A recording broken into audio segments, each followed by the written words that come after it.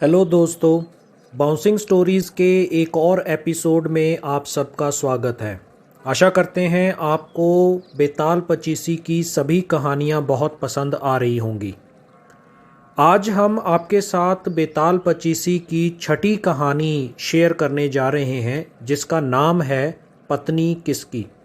इस वीडियो के अंत में हम आपके साथ पांचवी कहानी का उत्तर भी शेयर करेंगे, जो बेताल द्वारा पूछे गए प्रश्न का जवाब विक्रम ने क्या दिया यह बताता है। इस कहानी के अंत में भी बेताल विक्रम से प्रश्न पूछता है, जिसका जवाब हम अगले एपिसोड में सातवीं कहानी के अंत में देंगे।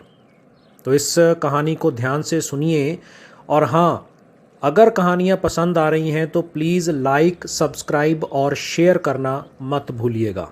तो चलिए कहानी शुरू करते हैं।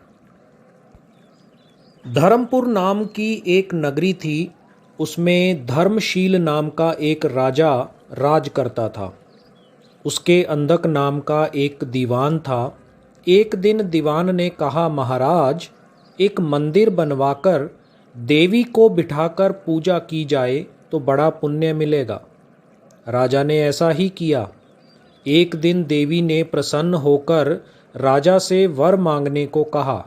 राजा के कोई संतान नहीं थी। उसने देवी से पुत्र मांगा।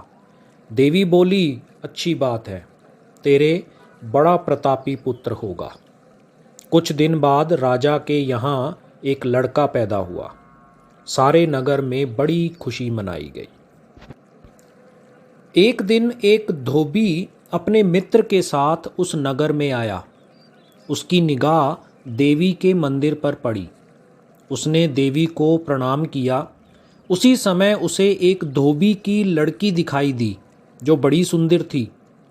उसे देखकर वह इतना पागल हो गया कि उसने मंदिर में जाकर देवी से प्रार्थना की, हे देवी, यह लड़की मुझे मिल जाए।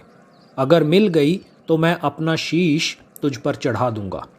इसके बाद वह हर घड़ी बेचैन रहने लगा। उसके मित्र ने उसके पिता से सारा हाल कह सुनाया। अपने बेटे का यह हाल देखकर वह लड़की के पिता से मिला और उससे अनुरोध किया कि दोनों का विवाह कर दिया जाए, और दोनों का विवाह हो गया। विवाह के कुछ दिन बाद लड़की के पिता के यहाँ एक उत्सव हुआ। उसमें शामिल होने के लिए न्योता आया।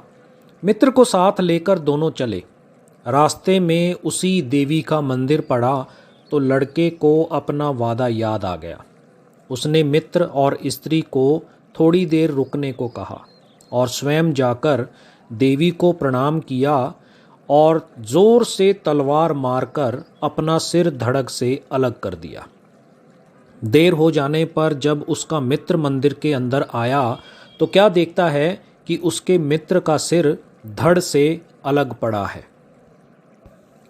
मित्र ने सोचा कि यह दुनिया बड़ी बुरी है। कोई यह तो समझेगा नहीं कि इसने अपना शीश आप चढ़ाया है। सब यही कहेंगे कि इतनी सुंदर स्त्री को हड़पने के लिए मैंने इसकी गर्दन काट दी है।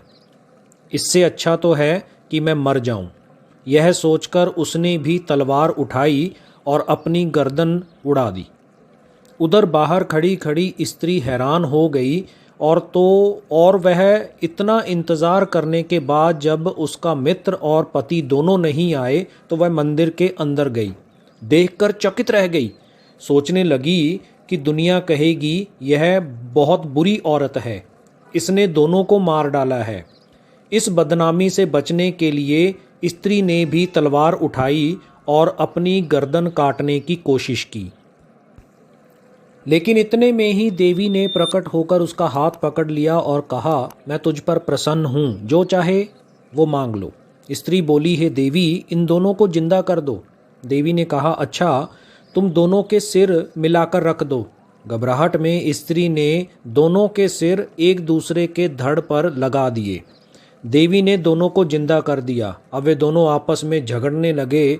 एक कहता है कि यह मेरी स्त्री है और दूसरा कहता है ये मेरी है। बेताल ने प्रश्न पूछा, राजन, बताओ कि यह स्त्री किसकी होगी।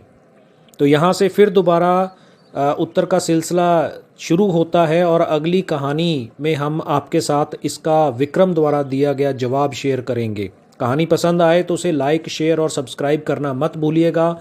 मिलते हैं अगले एपिसोड में एक नई कहानी के साथ। तब तक के लिए अपना ख्याल रखिए, अपने आसपास सफाई रखिए। धन्यवाद।